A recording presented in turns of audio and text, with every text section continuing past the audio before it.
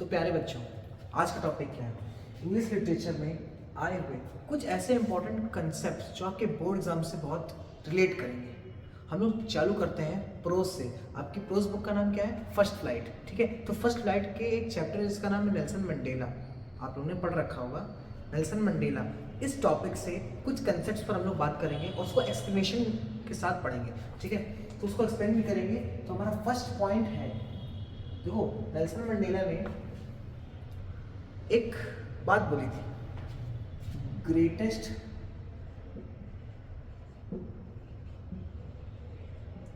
Wealth of Africa. इनके according Africa की सबसे ग्रेटेस्ट वेल्थ क्या थी? इनके अकॉर्डिंग अफ्रीका की सबसे ग्रेटेस्ट वेल्थ क्या थी? तो बेटा अगर ये क्वेश्चन आपसे पूछा जाएगा तो आपको उसका आंसर पीपल बताना है। वो मानते थे कि जो अफ्रीका के लोग हैं वही उसकी सबसे बड़ी ग्रेटेस्ट वेल्थ है। ठीक है प्यारे बच्चों, ये तो आपको मालूम होगा नेल्सन मंडेला के चैप्टर में कुछ ऐसी बातें बताई गई अपार्थाइड के बारे में कि वाइट पीपल ने ब्लैक पीपल पर कितना अत्याचार किया था। तो अब नेल्सन मंडेला जेल भी गए थे। नेल्सन मंडेला अफ्रीका के फर्स्ट ब्लैक प्रेसिडेंट थे। ठीक है, नेल्सन मंडेला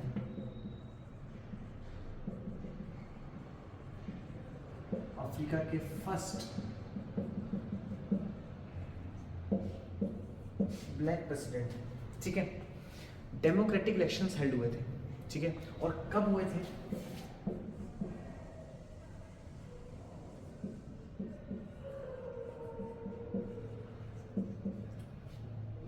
डेमोक्रेटिक इलेक्शंस हुए थे। कब हुए थे? याद रखना 1994। ये आपके बोर्ड एग्जाम के पॉइंट ऑफ व्यू से बहुत इंपॉर्टेंट है। Is it clear?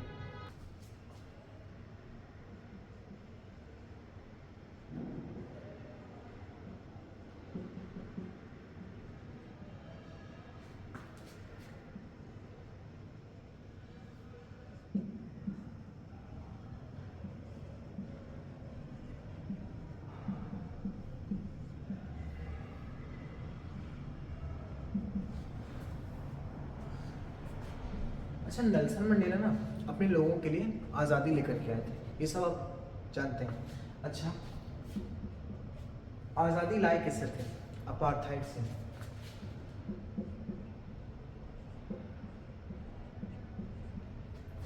अपार्थाइड किसके किसके बीच में था? अपार्थाइड एक डिस्क्रिमिनेशन था ब्लैक पीपल और वाइट पीपल के बीच में। इन दोनों के बीच में जो डिस्क्रिमिनेशन था उसको उन्होंने ख़त्म किया था। अच्छा, क्या स्ट्रगल रहा था इनका, क्या स्टोरी रही थी? ऐसे हमने बात करी तो नेल्सन मंडेला एक लविंग फैमिली थी।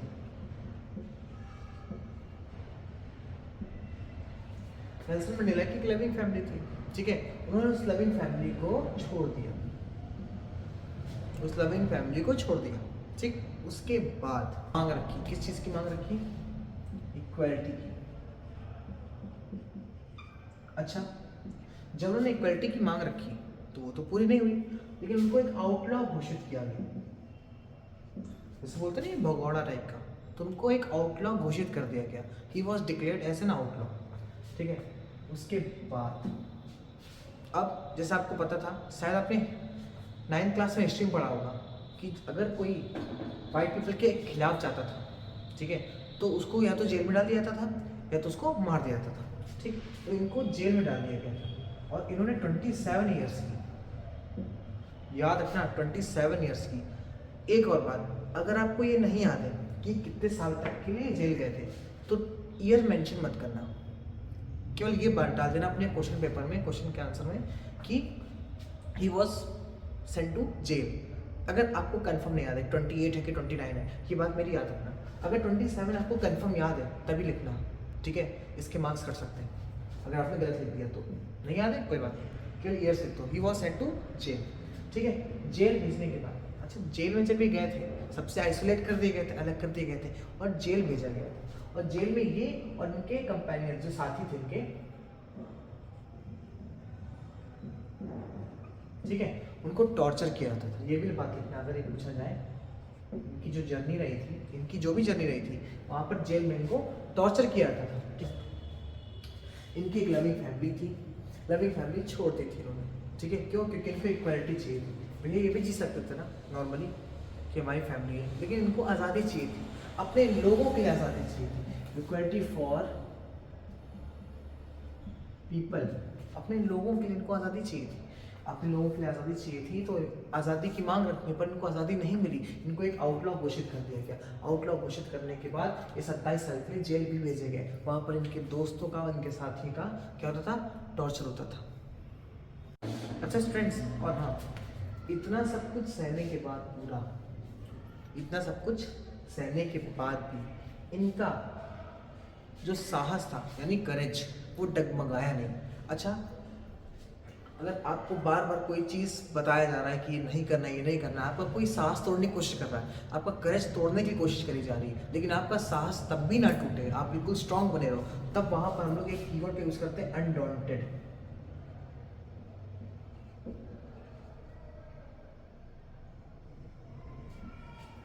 अनडॉन्टेड याद रखना बच्चों, क्वेश्चन का आंसर लिखते वक्त हमें कीवर्ड्स का यूज जरूर करना है, जिससे हम लोग के मार्क्स में थोड़ा सा एनहांसमेंट आ जाता है, ठीक है।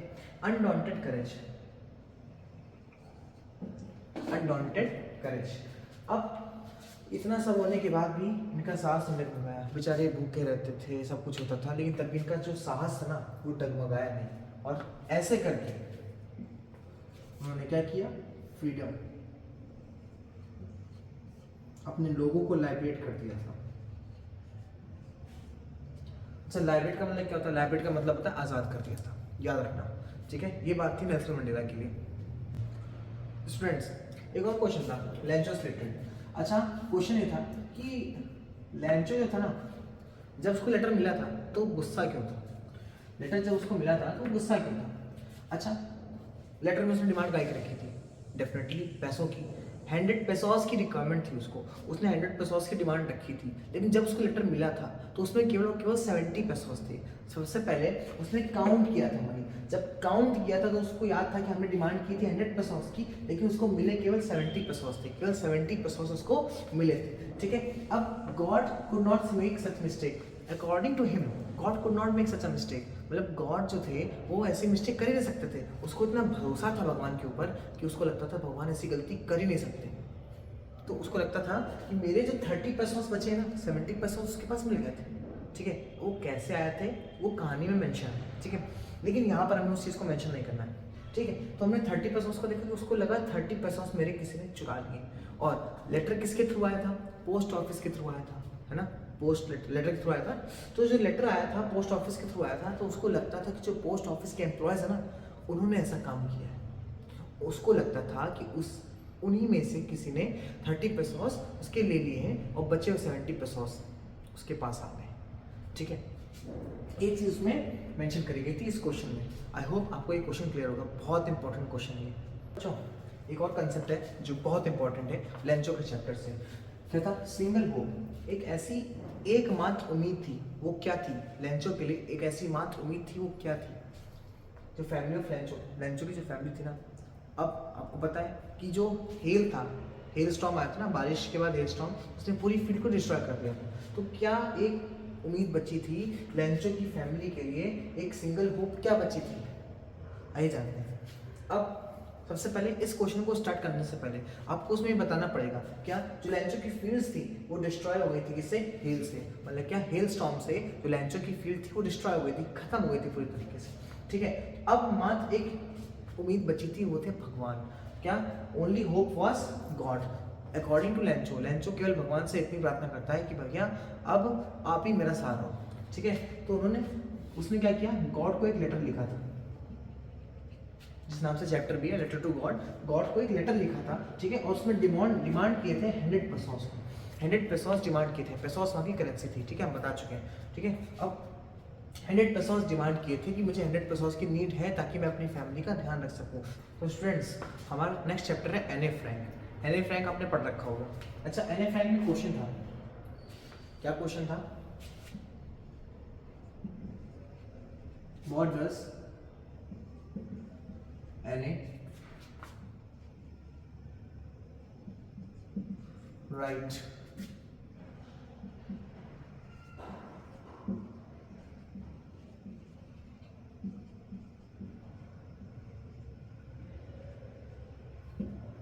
एने ने अपनी डायरी में अपने फादर के लिए और अपनी ग्रैंड मदर के लिए क्या लिख रखा था, वो क्या सोचती थी। अच्छा देखो, आपको पता है कि एने अपनी चीज़ें, जितनी भी चीज़ें होती थी वो अपनी डायरी में लिखती थी। उसकी डायरी का नाम क्या था? उसकी डायरी का नाम क्या था? किटी नाम था। उसकी डायरी का नाम क्या था? किटी। अब जो एने थी वो अपने फादर के बारे में और ग्रैंड मदर के बारे में क्या सोचती थी, उसने अपनी डायरी में लिख रखा था। तो ये पूछ रहा है अपने फादर के लिए, तो याद रखना उसने अपने फादर के लिए एक वर्ड यूज किया है, एडोरेबल। मतलब वो मानती थी कि उसके पापा जो है, उसके फादर जो है बहुत प्यारे हैं, ठीक है। और उसकी ग्रैंड मदर, ठीक है, वो बहुत लविंग थी, ठीक है, और केयर करती थी उसकी। तो इनकी डेथ हो चुकी थी, ठीक है, हमें स्टोरी में मालूम है इनकी डेथ हो चुकी थी। लेकिन डेथ होने के बाद भी जो एने का क्या था, एने का प्यार था इनके प्रति, वो कम नहीं हुआ था। उसने ये बात भी मेंशन करी थी। एने का जो लव था वो बिल्कुल भी कम नहीं हुआ था, क्या, ग्रैंड मदर के जाने के बाद। Is it clear? I hope so it should be clear to you.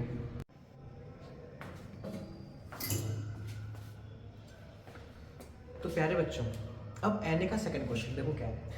एने डायरी मेंटेन क्यों करती थी? एने डायरी मेंटेन क्यों करती थी? अच्छा, एने की डायरी का नाम क्या था, आपको पता है? डेफिनेटली पता होगा यार, अभी थोड़ी देर पहले बताया, किटी, ठीक। एने मेंटेन अ डायरी। एने मेंटेन क्यों करती डायरी, पता है? एने अपने सारे सीक्रेट्स उस डायरी में डिस्क्लोज कर देती थी। एने अपने सारे सीक्रेट्स उस डायरी में डिस्क्लोज कर देती थी, ठीक है। अब एने डायरी में डिस्क्लोज क्यों करती थी? क्योंकि उसको कोई पर्सन, मतलब उसको किसी पर्सन को बताने में कोई वो नहीं था। She couldn't find herself to confide with anyone, ठीक है। मतलब क्या कि अपनी बातें किसी से वो शेयर कर सके, किसी पे भरोसा नहीं करती थी। तो अपने सारे सीक्रेट्स वो अपनी डायरी में डिस्क्लोज कर देती थी, ठीक है। और दूसरी चीज़, उसकी डायरी का नाम हमने आपको बता दिया, ये भी अपने आंसर में मेंशन करना। उसकी डायरी का नाम उसने किटी रखा था, ठीक है। और उसमें एक बात बोली थी, काफ़ी इंपॉर्टेंट बात है, हम यहाँ लिखे दे रहे हैं, क्या, paper has more patience than people। जो पेपर होता है ना, कागज, उसके पास बहुत ज़्यादा पेशेंस होता है। अच्छा, जाहिर सी बात है, आप अपनी बात किसी से भी शेयर करते हैं तो होता है इंटरेस्ट नहीं लेता सुनने में, उसको अपने से फुर्सत नहीं होती। ये आप अपनी डेली लाइफ में भी गौर कर सकते हैं। तो अगर आपको किसी चीज़ से शेयर, मतलब किसी अपनी बातें को शेयर करना है, खुल के शेयर करना है, अपने सारे सीक्रेट्स बताने हैं, तो according to Anne, paper has more patience than people. लोग नहीं सुनते आपकी बातें। पेपर का जो पेशेंस था वो लोगों से बहुत ज़्यादा होता है। लोग नहीं सुनते लेकिन पेपर जरूर सुनता है। पेपर आपसे क्या कहता है, ठीक है लिखते जाओ, वो कोई शिकायत नहीं करता, कोई आर्ग्यूमेंट नहीं करता आपसे। लोग आपसे आर्ग्यूमेंट्स करते हैं और आपकी बात नहीं समझते हैं। इसीलिए मेन रीज़न था कि एने ने अपनी डायरी मेंटेन करके रखी थी, उसका नाम किटी था, ठीक है। क्यों? क्योंकि अपने सारे सीक्रेट्स उसमें डिस्क्लोज कर देती थी। वो किसी को बताना जरूरी नहीं समझती थी। She couldn't find confide with anyone else. अच्छा, ये सब कीवर्ड्स हैं, यूज जरूर करना अपने क्वेश्चन में, ठीक है। क्वेश्चन के आंसर में जरूर यूज करना, then definitely it will help you, okay. So ये लाइन जरूर लिखना, अगर ये क्वेश्चन आ जाए तो ये लाइन जरूर लिखना। It is a very important line according to Anne, okay. अच्छा प्यारे बच्चों, आप लोगों ने चैप्टर पढ़ा होगा ना, मैडम राइट्स द बस।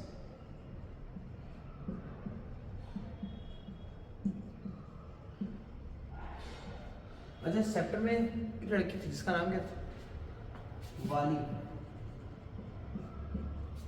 आपसे एमसीक्यू में मोस्ट प्रोबेबली 95% ये क्वेश्चन पूछा जा सकता है कि इसकी एज क्या थी, ठीक है। 8 years old, 8 years old।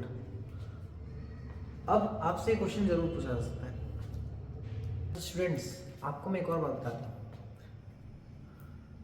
First flight के जो पोएट्री पार्ट है ना, पोएट्री पार्ट से सेंट्रल आइडिया जरूरत है।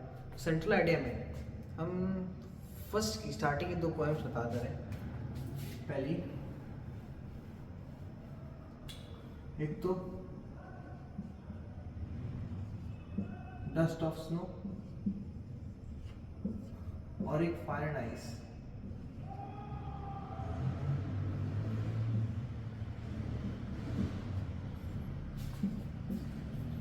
इन दोनों के सेंट्रल आइडिया अच्छे से पढ़ लेना, डेफिनेटली इनमें से एक ज़रूर आएगा।